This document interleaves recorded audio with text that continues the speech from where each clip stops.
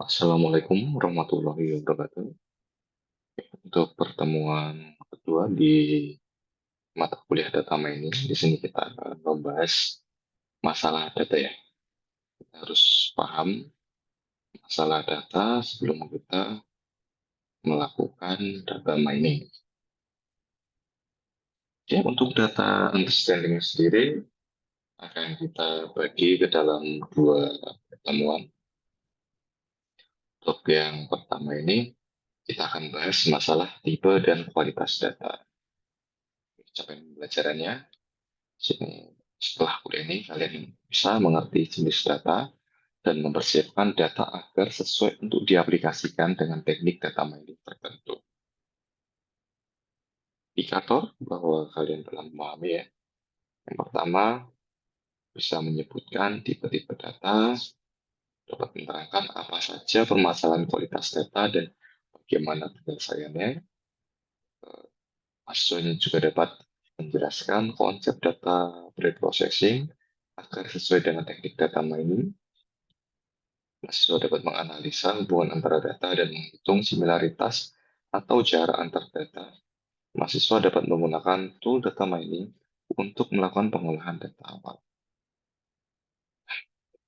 Data understanding sendiri, untuk masalah data ya. Di sini ada tiga topik bahasan sebenarnya. Ada definisi telah data, tipe data, kualitas data, pre-processing data, analisa data, implementasi telah data dengan WK. Di sini kita akan bahas tiga yang awal ya, mulai dari definisi, tipe data, dan kualitas data. Oke, masuk yang pertama ya, masalah telah data atau data understanding. Ini adalah sebuah tahapan di dalam metodologi sains data dan pengembangan AI yang bertujuan untuk mendapatkan pemahaman awal mengenai data yang dibutuhkan untuk memecahkan permasalahan bisnis yang diberikan. Tujuannya ya tentu saja untuk mendapatkan gambaran utuh atas data. Nah, kenapa sih perlu data understanding? Karena data ini merupakan bahan mentah untuk solusi dari AI. Data dari masing-masing sumber ini belum tentu dapat langsung dipakai. Ya, alasannya ini. Yang pertama bisa jadi karena maksud dan tujuan data ini berbeda-beda, keadaan asal terpisah-pisah atau justru terintegrasi secara ketat, tingkat kekayaan yang berbeda-beda, tingkat keandalan yang berbeda-beda juga. Nah, di sini data understanding ini memberikan gambaran awal tentang kekuatan data, kurangan dan batasan penggunaan data, tingkat kesesuaian data dengan masalah bisnis yang akan dipecahkan, dan ketersediaan data.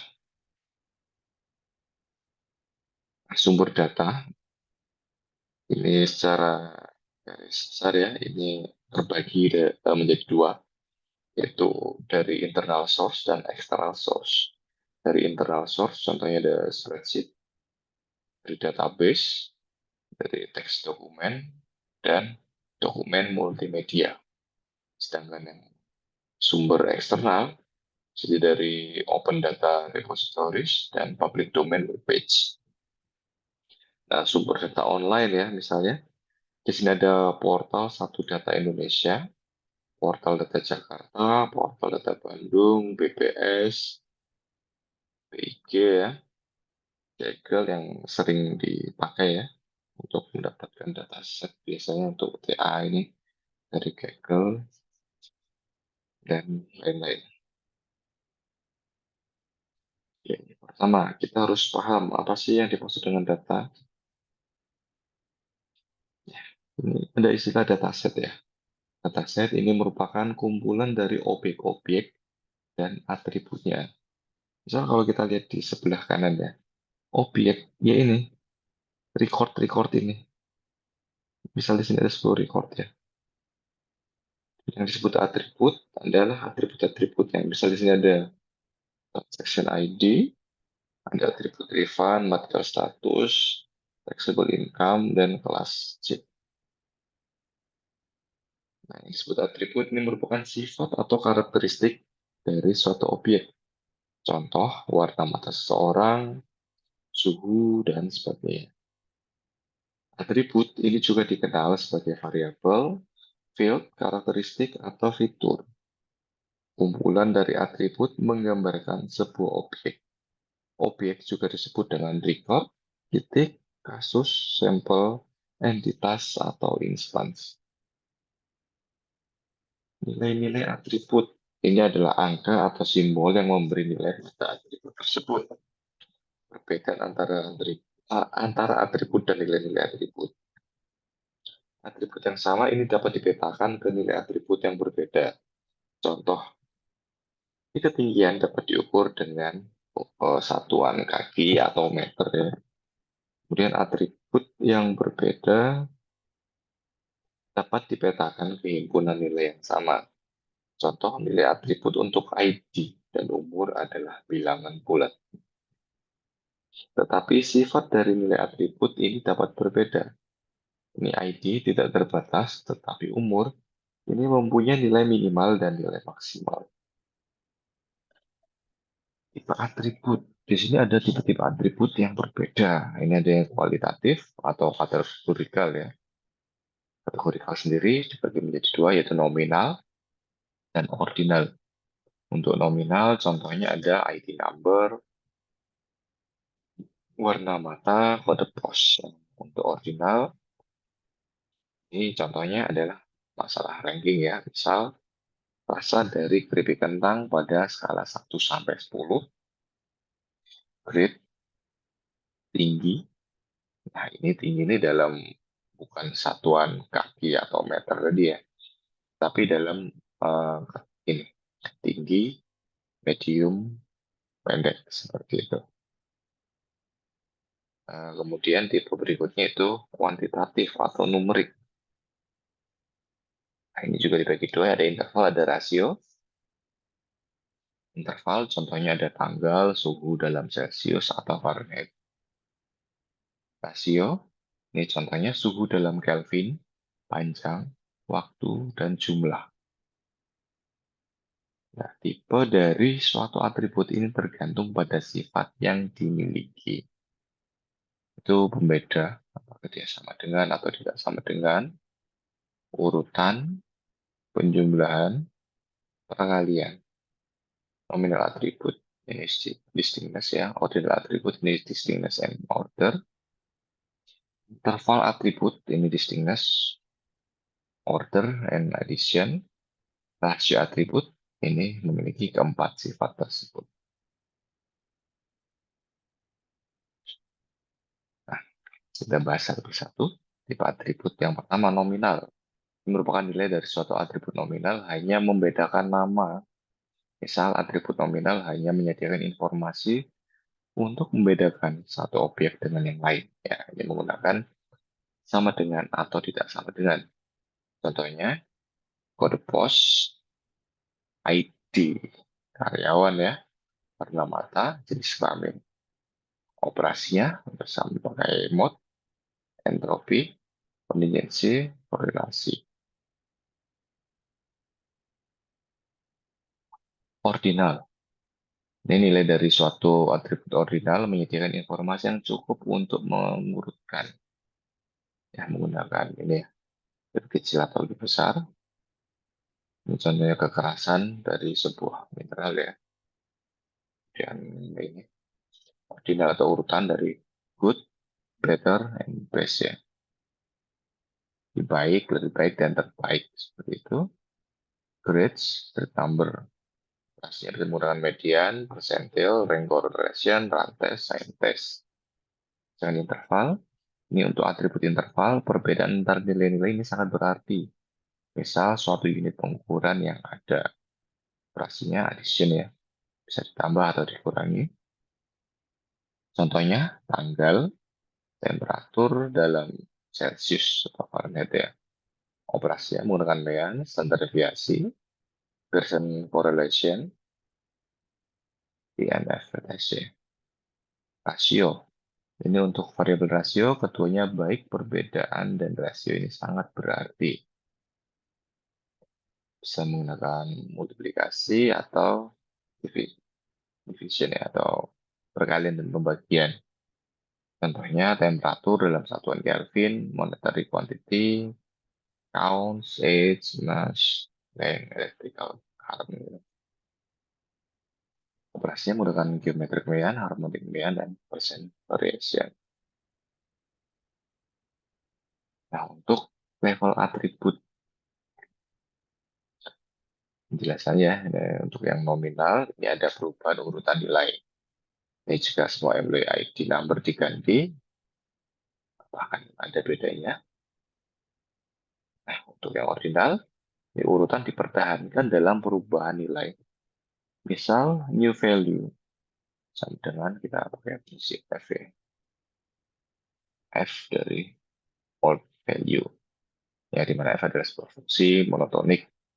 Sebuah atribut ini mencakup ide good, better, best yang sama-sama dapat dinyatakan dengan nilai 1, 2, 3, atau bisa juga kita ya buat seperti ini ya, 0,5, 1, 10. Ini semua ada rankingnya ya, dari good, better, dan best.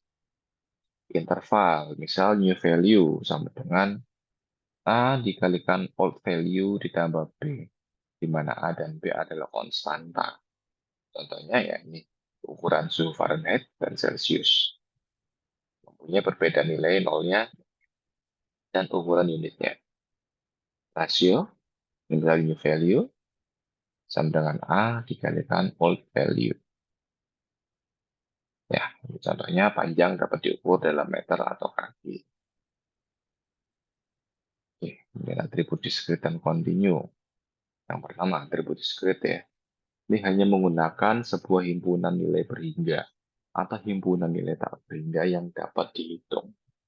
Contohnya kode pos, jumlah, atau himpunan kata dalam kumpulan dokumen. Sering dinyatakan sebagai variabel bilangan bulan atau integer. Nah, catatan di sini atribut biner ini merupakan kasus khusus dari atribut discrete. Kemudian masuk atribut continue, menggunakan bilangan real sebagai nilai atribut. Contohnya ada suhu, ketinggian, atau berat. Pada kenyataannya, nilai real hanya dapat diukur dan dinyatakan menggunakan sejumlah digit yang berhingga. Atribut continue ini secara khusus dinyatakan sebagai variabel desimal atau floating point. Nah, untuk bahan diskusi ya, ini klasifikasikan atribut-atribut berikut sebagai biner, discrete, atau continue, serta sebagai kualitatif, apakah nominal atau ordinal, atau kuantitatif, apakah dia termasuk kuantitatif yang interval atau kuantitatif yang rasio. Misal, di sini ada umur dalam tahun. Ini jawabannya, ya dia atribut discrete, dan dia kuantitatif rasio. Ini kalian jawab. Ya, kalian jawab sendiri. Ini waktu dalam PM dan PM itu masuk apa misalnya kecerahan yang diukur dengan meter cahaya dan seterusnya ya. Ini masuk atribut yang mana serta dia masuk kualitatif atau kuantitatif. Masuk berikutnya ke karakteristik umum dari dataset ya. Yang pertama masalah dimensi. Dimensionalitas dari sebuah dataset adalah jumlah atribut yang dimiliki oleh objek-objek dalam dataset. Data dengan jumlah dimensi kecil ini punya kecenderungan berbeda secara kualitatif dibandingkan dengan data yang memiliki dimensi yang tinggi.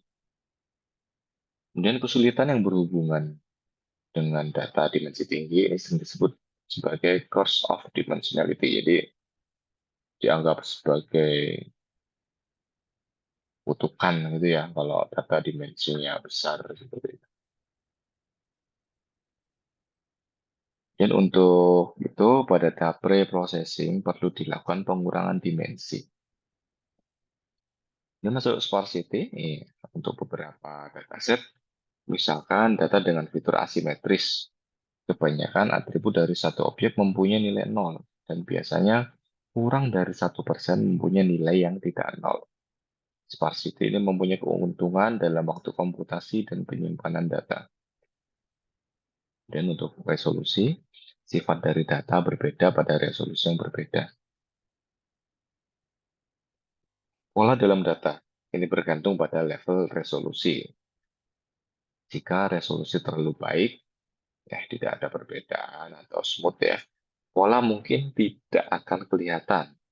Jika resolusinya terlalu kasar, ini pola juga akan hilang. Masuk ke tipe dari himpunan data, dari record, graph, order ya. Record ini ada berupa data matrix, ada berupa data dokumen atau data transaksi. Graph ini bisa berupa World Wide Web atau struktur molekul yang order urutannya. Ada spatial data, temporal data, sequential data, dan genetic sequence data. Record data. Data yang terdiri dari sekumpulan record yang masing-masing terdiri dari satu set atribut yang tetap. Data matrix. Ini ya, jika objek data mempunyai himpunan atribut numerik yang sama, maka objek data tersebut dapat dianggap sebagai titik-titik dalam ruang multidimensi, di mana masing-masing dimensi menyatakan satu atribut yang berbeda. Aset tertentu dapat dinyatakan dengan matriks N kali M, di mana terdapat M baris, satu baris untuk tiap objek, dan sejumlah N kolom, di mana tiap kolom ini mewakili satu atribut. Contoh ya. Kemudian data dokumen. Nah, ini tiap dokumen ini menjadi satu vektor term. Tiap term ini merupakan satu komponen atau atribut dari vektor tersebut. Nilai dari tiap komponen ini menyatakan berapa kali kemunculan term tersebut dalam satu dokumen. Misal di sini kita punya 3 dokumen ya. Sebut saja dokumen 1, dokumen 2, dokumen 3. Nah, di sini ada term. Term ini iya kata ya di dokumen. Ada term team, coach, play, ball, score, game, win, loss, time out, season. Cara bacanya seperti ini. Di dokumen 1, term tim ini muncul sebanyak 3 kali. Untuk term coach, dia tidak ada atau tidak muncul pada dokumen 1. Term play, di sini dia muncul sebanyak 5 kali pada dokumen 1, ball tidak muncul, skor muncul 2 kali pada dokumen 1, kata atau term game muncul 6 kali di dokumen 1, term win ini tidak muncul di dokumen 1, loss muncul 2 kali di dokumen 1, time out tidak muncul di dokumen 1, dan season muncul 2 kali di dokumen 1. Nah, ini sama ya untuk dokumen 2 dan dokumen 3. Jadi seperti itu. Kemudian data transaksi. Sebuah tipe khusus dari record data di mana tiap record atau tiap transaksi ini meliputi satu set item. Contoh misalkan pada sebuah toko kelontong ya, himpunan produk yang dibeli oleh seorang pelanggan dalam satu kali belanja merupakan satu transaksi selama produk yang dibeli tersebut adalah item. Contoh di sini ada transaksi pertama, ya di sini ada bread, coke, milk. Transaksi kedua ada beer dan bread dan seterusnya. Graph. Graph seperti ini generic graph dan ada HTML links ya. Ada kuliahnya sendiri masalah ini. Dan graph untuk chemical data ya. Nah, order data ini sequence of transaction ya. Ini yang pertama, di sini ada dua tabel.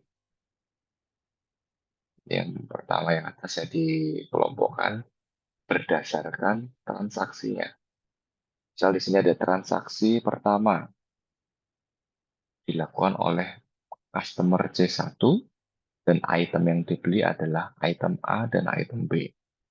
Dan transaksi kedua dilakukan oleh customer C3, item yang dibeli adalah item A dan item C. Nah, kemudian untuk tabel yang di bawah, ini diurutkan berdasarkan customer ya. Misal customer pertama, di sini dia ada 3 transaksi. Transaksi pertama, dia membeli A dan B. Transaksi kedua, dia membeli C dan D. Transaksi kelima atau transaksi kelima, dia membeli item A dan item E.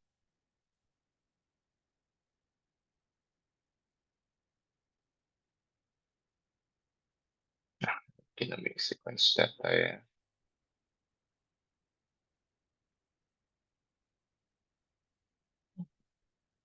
Ini ya, contoh spatiotemporal data.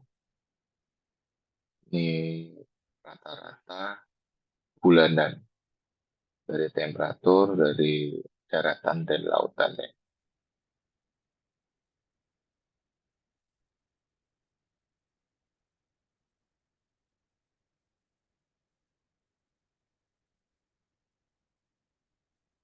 Bisa kita lihat di sini ya. Menjelang penghujung tahun biasanya semakin dingin seperti itu. Oke, masuk ke kualitas data. Kita harus paham ya apa saja permasalahan dari kualitas data, bagaimana kita mendeteksi permasalahan data tersebut, dan apa yang dapat dilakukan dengan permasalahan-permasalahan tersebut. Yang pertama, permasalahan kualitas data. Ini ditinjau dari aspek pengukuran data dan pengumpulan data. Misal pengukuran error, ini bisa kita lihat dari noise-nya, bias, bisa kita lihat dari presisi dan akurasinya. Dan collection error, ya, kita dapatkan outlier-nya, missing value, inconsistent value, dan duplicate data atau duplikasi data. Yang pertama, error pengukuran ya. Ini mengacu pada permasalahan hasil dari proses pengukuran. Problem yang umum terjadi adalah nilai yang dicatat berbeda dari nilai sebenarnya untuk beberapa tingkat. Pada atribut continue, beda numerik dari hasil pengukuran dengan nilai sebenarnya disebut dengan error. Untuk data collection error, ini mengacu pada kesalahan atau error seperti hilangnya objek data atau nilai atribut, atau lingkup objek data yang tidak tepat. Noise, yang merupakan komponen random dari suatu error pengukuran. Noise ini berkaitan dengan modifikasi dari nilai asli. Contoh, ini ada distorsi atau penyimpangan dari suara orang saat berbicara di telepon yang buruk dan snow, pendek-pendek ya, pada layar televisi. Itu yang disebut dengan noise. Nah, precision, bias, dan akurasi. Ya, yang pertama ya, precision. Ini adalah kedekatan dari pengukuran berulang dari kuantitas yang sama ya, satu dengan yang lainnya diukur dengan standar deviasi. Sedangkan bias ini adalah suatu variasi pengukuran dari kuantitas yang sedang diukur. Bias ini diukur dengan pengurangan antara mean dan nilai kuantitas yang diketahui. Untuk akurasi, ini merupakan kedekatan pengukuran terhadap nilai sebenarnya dari kuantitas yang sedang diukur. Precision and bias, ini contoh. Di sini kita mempunyai berat standar laboratorium suatu benda adalah 1 gram. Dan kita ingin menghitung precision dan bias dari skala benda dari hasil pengukuran yang baru. Di sini kita melakukan pengukuran sebanyak 5 kali dan memperoleh hasil-hasil ini ya. Untuk penimbangan pertama, didapatkan 1,015 gram. Penimbangan kedua, ini 0,990 gram. Penimbangan ketiga, 1,013 gram. Dan seterusnya hingga penimbangan kelima ada 0,986 gram. Nah, di sini kita bisa menghitung mean, bias, dan precision.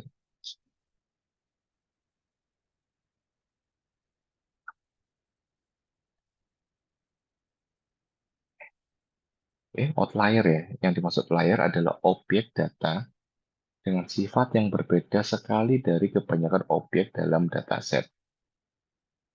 Nah, misal di sini ya, ini misal masalah pasteurisasi ya. Di sini ada 4 klaster misal. Ini klaster 1, klaster 2, klaster 3, dan klaster 4. Nah, di sini ada titik-titik objek. Ya. Di sini ada 3 titik objek yang dia jaraknya jauh dengan klaster manapun. Ya, ya, 3 titik ini yang disebut outlier. Ya, karena di sini mungkin karena fitur-fiturnya yang berbeda ya, yang disebut outlier. Missing value atau value yang hilang ya. Biasanya ini terjadi karena informasi tidak diperoleh. Misal orang-orang menolak untuk memberikan informasi umur dan berat badan. Atribut yang mungkin tidak bisa diterapkan ke semua kasus. Misalnya pendapatan tahunan. Ini tidak bisa diterapkan pada anak-anak. Jadi misal kita mengisi suatu data ya. Misal di survei beberapa orang. Misal ada pertanyaan mengenai umur dan berat badan. Ini ada beberapa orang yang menolak untuk menjawab. Di sini maka data tersebut akan dikosongi di bagian umur dan berat badan. Dan contoh yang bawah ini misal ada survei masalah ini ya, pendapatan tahunan kan tidak mungkin anak-anak ada pendapatan tahunan ya. Jadi bagian itu bisa kosong atau bisa dikosongi. Nah, untuk penanganannya bisa dengan mengurangi objek data dan memperkirakan missing value-nya, bisa juga dengan mengabaikan missing value pada saat analisis, dan bisa juga dengan mengganti dengan semua nilai yang mungkin. Ya, jadi kita isi sesuai dengan probabilitas. Dan masalah duplikasi data, ya dataset ini mungkin terdiri dari objek data yang ganda atau hampir selalu terjadi duplikasi antara satu dengan yang lainnya. Persoalan utama ketika menggabungkan data dari sumber-sumber yang bervariasi. Contoh, ini orang yang sama dengan alamat email yang lebih dari satu. Kemudian pembersihan data, ini proses yang berkaitan dengan permasalahan data duplikat. Jadi kita bisa cleansing ya, cleaning. Ya, jadi misalnya orang yang alamat email sama ya kita jadikan satu ya. Untuk materi untuk pertemuan kedua selesai ya. Bila ada pertanyaan bisa ditanyakan di kelas atau di forum yang nanti akan saya bagi editor. Atas perhatiannya saya ucapkan terima kasih. Wassalamualaikum warahmatullahi wabarakatuh.